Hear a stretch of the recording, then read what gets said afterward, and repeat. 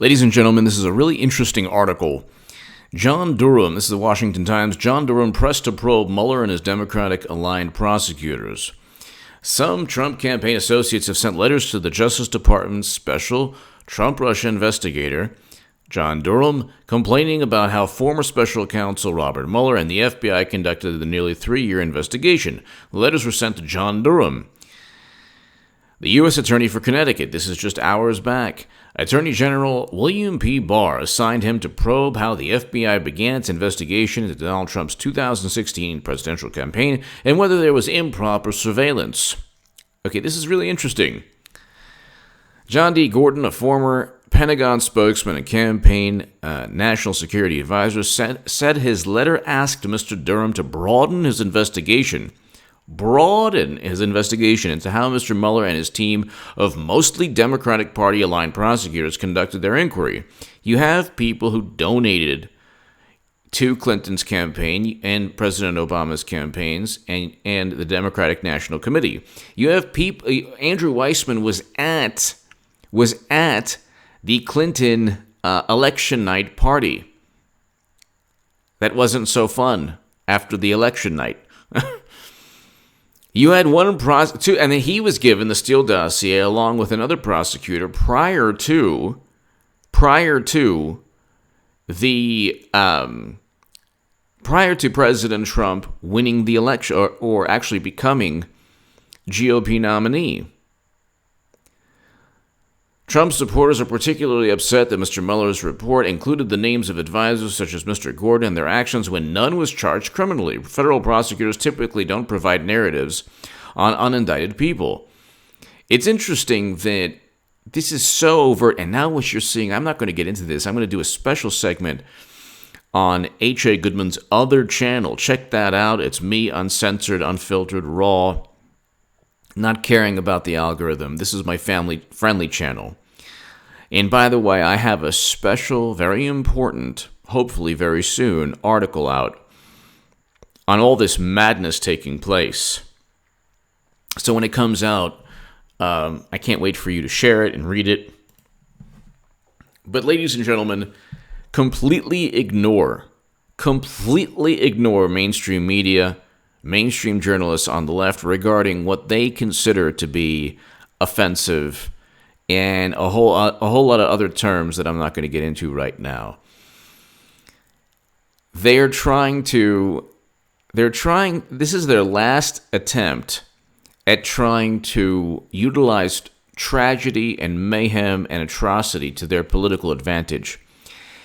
This is the most despicable time. This is one of the most despicable times in in the history of American media. We've had yellow journalism before, but this is something that we haven't seen in a long, long time. And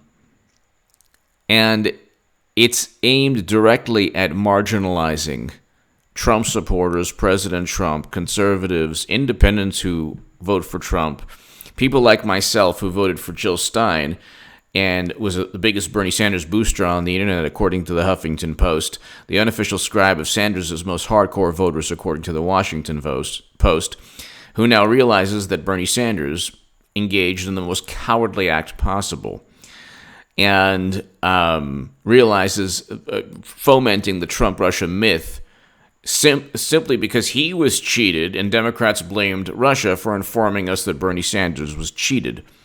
Now you have atrocities being blamed on Trump's rhetoric, but if you blamed atrocities on people who literally claim that they're being incited and motivated and doing it for a religious purpose, oh my God, you're the most horrible person on the planet. I explain that in greater detail. I explain a lot of things in greater detail. I will be explaining all of that in greater detail very soon. But it's very important for John Durham and this Washington Times article. It's very important for John Durham to look into Mueller's campaign. It's very, very important. I mean, Mueller's investigation, his attorneys. Mueller should reach out to those attorneys and ask very simple questions. Did you hate Trump? Did you have any bias towards Trump? Very simple questions. Did you have animus towards Trump? Did you think that he would be good for the country? These are not questions that are beyond reason to ask. It's a special counsel by nature is supposed to be independent. This was not independent. Now, when Ken Starr was investigating Bill Clinton, I was just using a prop. We were talking about intercontinental ballistic missiles. I don't know why this Ken Starr was all over me. What am I supposed to do? We were talking about missile launches. He did engage in an act that he then committed a crime in trying to cover up. Okay, ask Monica Lewinsky what the act was inside the Oval Office. It was an act that took place. The crime was covering it up and then lying under oath. With Trump, he didn't commit any act. There was no predicate crime or incident. They were trying from day one to find some way to explain why Clinton lost. Who's running again? Yes, she's running again. I love when people say, you have a problem, H.A. Good. You have a problem. Why do I have a problem? You think that Clinton's not... Why is that so absurd for people? Why? She's done so much for the country. She's just a political figure. What if I said Oprah's running? Or, I don't know, anyone. What if I said Matt Damon's running? Or, I don't know, Brad Pitt's running? Whatever. Would that be so offensive to people? Would that be so outlandish? No. But you have somebody who is so qualified. President Obama said she was the most qualified person to ever run. This is after he lied to the country about 4 years of servers outside the U.S. government. What you're seeing right now, ladies and gentlemen, is the culmination, the repercussions of trying to level the playing field because Clinton is so horrendous in every facet of politics. They're trying to link Trump to atrocity. They're trying to link anyone who supports Trump to atrocities. And these are business owners. These are billionaires they're going after. They're going after everyone. And it's all because Clinton is going to run again. And when she runs again, it'll be, well, at least she's not that bad. When she's actually stated worse. Clinton referred to, and she apologized for this, Mahatma Gandhi, as a gas station attendant. She apologized in the New York Times. That's worse than anything Trump has ever said. And what Trump, I explained this in my other channel, H.A. Goodman's other channel, but Trump doesn't say the things they claim he said. Literally doesn't. Trump does not say the things that they claim he says. They look at his subtext, they pump his subtext out, and they say this is the basis of all the hate in the world. And then they say he's fomenting division and hatred. From day one, they have called Trump supporters and Trump every single name in the book, and they have sensationalized everything he's ever said, and then they've actually attributed things he hasn't said to things he has said because they focus on subtext. And I get into it on H.A. Goodman's other channel. Then they say this type of racism, which is, they have 5-6 different words for racism, it is a national security issue. Then arm yourself, liberals and Democrats, and utilize the Second Amendment because the government cannot help you all the time. If you truly believe this is a problem, simply utilize the Second Amendment of the Constitution if you think this is a major security risk in your lives. Otherwise, you're bluffing. I'm going to call your bluff. And President Trump should call your bluff. He should just, you know what? No more Mr. Nice Guy. President Trump should retweet the video of Hillary Clinton calling black youth super predators who must be brought to heel and who lack empathy. Clinton said this. He needs to retweet that every single day of the year. of the year and a half. He needs to retweet that it was a dinner where she made that offensive joke about Mahatma Gandhi. Nasty, disgusting joke. He needs to retweet information about mass incarceration. He needs to go all out. Because then you get liberals and then you get the Democrats defending. Well, it's different. It's different. He doesn't foment anything. They are literally creating their own fantasy world. And they want to desperately be the bizarro version of the Bush administration in every way, shape, and form. And I'll get to that on H.A. Goodman's other channel. But the special counsel needs to be investigated. And it needs to be... These attorneys were a part of a violation of the Constitution. You cannot investigate a crime that never took place. And the notion that Comey's memos were accurate, that notion is absurd. Now we find out from Sarah Carter there's another FBI official who Michael Horowitz recommended for prosecution, and Jeff Sessions didn't prosecute. So Jeff Sessions didn't prosecute a top FBI official. William Barr did not prosecute James Comey. Andrew McCabe has yet to be prosecuted. All three, including James Baker. So there's 4 FBI officials who have been accused of crimes. And not indicted yet, but accused of crimes. And the reason they're not indicted, well, with Sessions, who knows what he was thinking. Trump never takes a second out of his day not to insult Sessions, which is fantastic. But there's an ongoing investigation into all of this madness. And all I can say is that they are in, like the in Spinal Tap, the scene where it goes to 11. Okay, they're on 11 on the amplifier. And they're paving the way for Clinton. She's going to eventually run. November, December, October, November, December, she'll run. It'll be a Christmas gift for America. All right? And then people say, like, oh, I have a problem. And I say, no. And people say, you'll be wrong about this. Like you were wrong about other things. Well, you know what? I'm human. Sorry. What do you want from me? Not right about everything. I'm right about a lot of things, though. And you can derive a great deal of benefit from listening to this channel and reading my writing. Am I right about everything? No. I'm not Nostradamus, but I call what's... They tried to marginalize and silence me on the left when I was on the left, telling them, look, Clinton's going to lose swing states. I wrote about that in the Huffington Post twice, literally talking about swing states. And in this YouTube channel, one of my first segments ever. People say, you're going to be wrong. Okay, well, I'm not going to be wrong, but you know what? It ain't going to be Biden.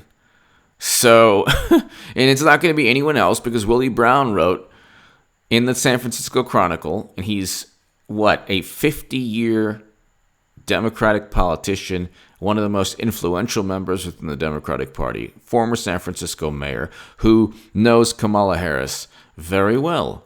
California senator, in the biblical sense, he knows. Very well.